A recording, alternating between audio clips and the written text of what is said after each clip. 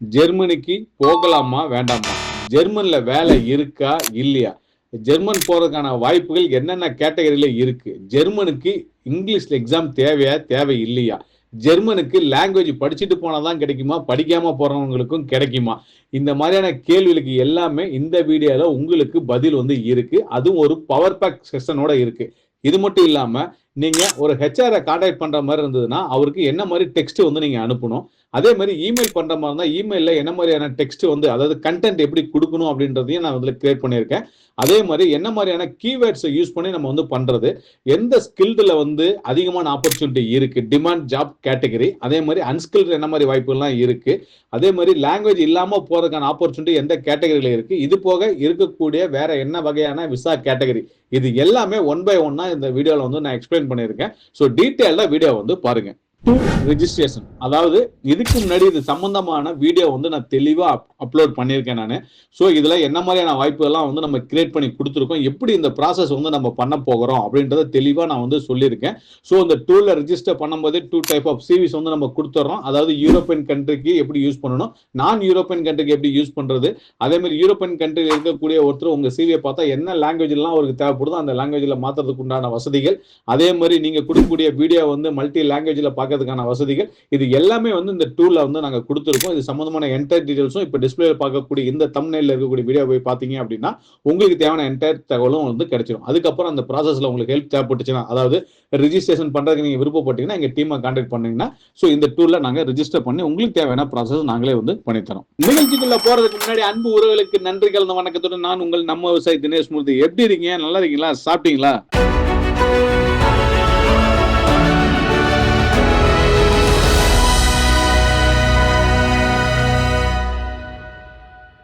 எந்த நாட்டுக்கு வேலைக்கு போறதா இருந்தாலும் அந்த நாட்டுக்கு போறதுக்கான வாய்ப்பு நம்ம கிட்ட இருக்கா, அதாவது எலிஜிபிலிட்டி இருக்கான்றத ஃபர்ஸ்ட் நீங்க தெரிஞ்சுக்கணும்.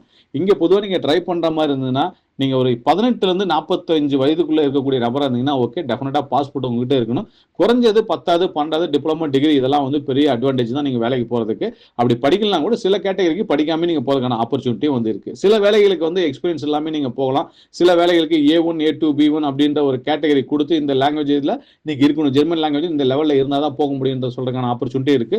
உங்க ஹெல்த் கண்டிஷன்ஸ் இந்த நாடுன்னு கிடையாது, எந்த நாட்டுக்கு போற மாதிரி இருந்தாலும் உங்க ஹெல்த் கண்டிஷன் ரொம்ப நல்லா இருக்கணும். அதே மாதிரி டிமாண்ட் ஜாப் கேட்டகரி அப்படின்றத எடுத்துக்கிட்டீங்க அப்படின்னா பொதுவா எந்த கண்ட்ரியா இருந்தாலும் இன்னைக்கு ஹெல்த் கேர் செக்டர் மட்டும்தான் அதிக டிமாண்ட்ல வந்து இருக்கு. அதுல எந்த விதமான டவுட்டுமே வந்து கிடையாது. அதே மாதிரி இங்கேயும் வந்து பாத்தீங்கன்னா நர்ஸுக்கான ஆப்பர்ச்சுனிட்டி ரொம்ப அதிகமாவே இருக்கு. நீங்க நர்ஸ்னு ஒரு பேப்பர் கொடுத்தா போதும் உங்களுக்கு வேலை கொடுத்துருவோம், அந்த அளவுக்கு அங்க ஆப்பர்ச்சுனிட்டி வந்து இருக்கு. அடுத்து வந்து பாத்தீங்கன்னா ஸ்கில்டு கேட்டகரி, இதுல வந்து electrician, plumber, welder, mechanic, construction worker, CNC operator, machine operator, so industry ரிலேட்டடா இருக்கக்கூடிய ஜாப்ஸ்க்கு வந்து பாத்தீங்கன்னா அதிகமான ஆப்பர்ச்சுனிட்டி இருக்கு. அதுல எந்த விதமான டவுட்டுமே வந்து கிடையாது. இது எல்லாமே டெக்னிக்கல் லைன்ல வந்து ஸ்கில்டு இல்ல. அதே மாதிரி ஹாஸ்பிட்டாலிட்டி அப்படின்னு வந்துட்டீங்க அப்படின்னாவே வந்து செஃப், குக்கு, கிச்சன் ஹெல்ப்பரு, ஹாஸ்பிட்டல் ஸ்டாஃப் இந்த மாதிரி கேட்டகரி எல்லாமே வந்து இதுல வந்துருது. அதுக்கப்புறம் ஐடி எடுத்துக்கிட்டீங்கன்னா அது எப்பவுமே ஒரு எவர் கிரீன் தான். அதுல குறிப்பா வந்து software developer, web developer, data analyst, cyber security, இதுக்கு ஏகப்பட்ட ஆப்பர்ச்சுனிட்டி இதுக்கும், அந்த கிளவுட் இன்ஜினியருக்கும், அதுக்கப்புறம் ஏ இன்ஜினியர்ஸ், இது எல்லாமே அவங்களுக்கே தெரியும். இந்த ஆப்பர்ச்சுனிட்டியில இந்த கேட்டகரியில் இருந்தீங்கன்னா இதுல ஈஸியா நீங்க எடுத்துட்டு போகலாம். அதே மாதிரி லாஜிஸ்டிக் அண்ட் டிரான்ஸ்போர்ட் இண்டஸ்ட்ரிக்குள்ள நீங்க போற மாதிரி இருந்தா ட்ரக் டிரைவருக்கு அதிகமான ஆப்பர்ச்சுனிட்டி, டெலிவரி டிரைவர்ஸ்னா நீங்க நார்மலா வந்து இந்த ஃபுட் டெலிவரி பண்றதா நினைச்ச கூடாது. ஸோ கண்டெய்னர் எடுத்துட்டு போய் நீங்க டெலிவரி பண்ணக்கூடிய அந்த ஒர்க்ல அதிக ஆப்பர்ச்சுனிட்டி, வேர் ஹவுஸ் ஒர்க்கருக்கான ஆப்பர்ச்சுனிட்டி, ஃபோர்க் லிஃப்ட், ரீச் ட்ரக்ல இருந்தீங்க அப்படின்னா அதுலயும் உங்களுக்கு அதிகமான ஆப்பர்ச்சுனிட்டி வந்து இருக்கு. அதே மாதிரி நான் டிமாண்ட் அப்படின்னு சொல்லக்கூடிய கேட்டகரின்றது வந்து பாத்தீங்கன்னா ஸ்பான்சர் கிடைக்கிறது ரொம்ப கஷ்டம். அதாவது கிடைக்காதுன்னு சொல்ல முடியாது, ஆனா ரொம்ப கஷ்டம். அதாவது அக்கௌண்டண்டா இருக்கீங்க, HR, marketing, business management, office assistant, bank jobs இந்த மாதிரி வேலைக்கு வந்து லோக்கல்லே இருக்கிறதுனால நமக்கு ஆப்பர்ச்சுனிட்டி ரொம்ப கம்மி தான். படிப்பு ரொம்ப கம்மியா இருந்தா போதும், படிப்பு இல்லைனாலும் போதும் அப்படின்னு சொல்லக்கூடிய கேட்டகரிலாம் வந்து பாத்தீங்கன்னா இந்த warehouse cleaner, kitchen helper, farm worker, factory helper, delivery ஹெல்ப்பருக்குலாம் வந்து பாத்தீங்கன்னா இது போதும். அதாவது நீங்க படிக்கலாம் போதும், உங்களுக்கு ஒரு அளவுக்கு வேலை தெரிஞ்சா போதும். இதுல வயசு கம்மியா இருந்தா ஈஸியா உள்ள போறதுக்கான ஆப்பர்ச்சுனிட்டி வந்து கிடைக்கும். அதே மாதிரி பேசிக்கா ஜெர்மன் லாங்குவேஜ் கொஞ்சம் கொஞ்சம் கத்துக்கிட்டீங்கன்னா அது ரொம்ப டெஃபினட்டாவே வந்து ரொம்ப யூஸ்ஃபுல்லாவே வந்து இருக்கும். அதே மாதிரி செமி ஸ்கில்டு வந்து ட்ரைனிங் அந்த எக்ஸ்பீரியன்ஸ் இருந்தால் உங்களுக்கு போகிறதுக்கான ஆப்பர்ச்சுனிட்டி வந்து பார்த்தீங்கன்னா machine operator, driver, carpenter, painter, construction worker, construction ரிலேட்டடாக இருக்கக்கூடிய எல்லா வேலைக்குமே ஆப்பர்ச்சுனிட்டி வந்து அதிகங்க. அதில் எந்த டவுட்டுமே வந்து கிடையாது. அதே மாதிரி வந்து பார்த்தீங்கன்னா உங்களுக்கு வந்து ரொம்ப ஸ்ட்ராங்காக வந்து நீங்கள் டொமைன் நாலேஜில் இருக்கீங்கன்னா உங்களுக்கும் ஆப்பர்ச்சுனிட்டி ஐடியில் அதில் எந்த டவுட்டுமே வந்து கிடையாது. சேலரி அப்படின்னு எடுத்துட்டிங்கன்னா நான் சொல்கிறதெல்லாம் வந்து ஒரு ஜென்ரலான ஒரு விஷயத்தை தான் நான் அப்டேட் பண்ணுறேன். டீட்டெயிலாக நீங்கள் வந்து செக் பண்ணி பார்த்துக்கலாம். 1500 2200 வரலும் வந்து பார்த்தீங்கன்னா ஸ்டார்ட் பண்ணி 7000 வரலும் உங்களுக்கு வந்து கேட்டகரி வைஸாக வந்து சேலரி வந்து மாறும். இந்த ஆப்பர்ச்சுனிட்டி வந்து இருக்குது இந்த கேட்டகரியில் இந்த சேலரி எடுக்கிறதுக்கு. அடுத்தது ஸ்டெப் பை ஸ்டெப்பாக வந்து எப்படி நீங்கள் வந்து இந்த ப்ராசஸை பண்ணணும் அப்படின்னா ஃபஸ்ட்டு வந்து யூரோப்பியன் ஃபார்மெட்டில் தான். ஏன்னா யூரோப்பியன் கண்ட்ரியை பொறுத்தவரைக்கும் யூரோப்பியன் ஃபார்மெட்டில் வச்சுக்கிறது தான் நல்லது. அதே மாதிரி வந்து அக்கௌண்ட் வந்து நீங்கள் ஜாப் வெப்சைட்டில் வந்து டிஃப்ரெண்ட் டைப் ஆஃப் வெப்சைட்டில் இருக்கும். ஸோ எல்லா வெப்சைட்லையுமே வந்து நீங்கள் ஒரு அக்கௌண்ட்டை உங்கள் நேமில் ஒரு யூசர் நேமோட கிரியேட் பண்ணி வச்சுக்கிறது ரொம்ப நல்லது. அதே மாதிரி அதுக்கப்புறம் சர்ச் பண்ணும்போது வந்து பார்த்தீங்கன்னா கம்பெனி கேட்டகரி நம்ம டீட்டெயில்டாக சர்ச் பண்ணணும்.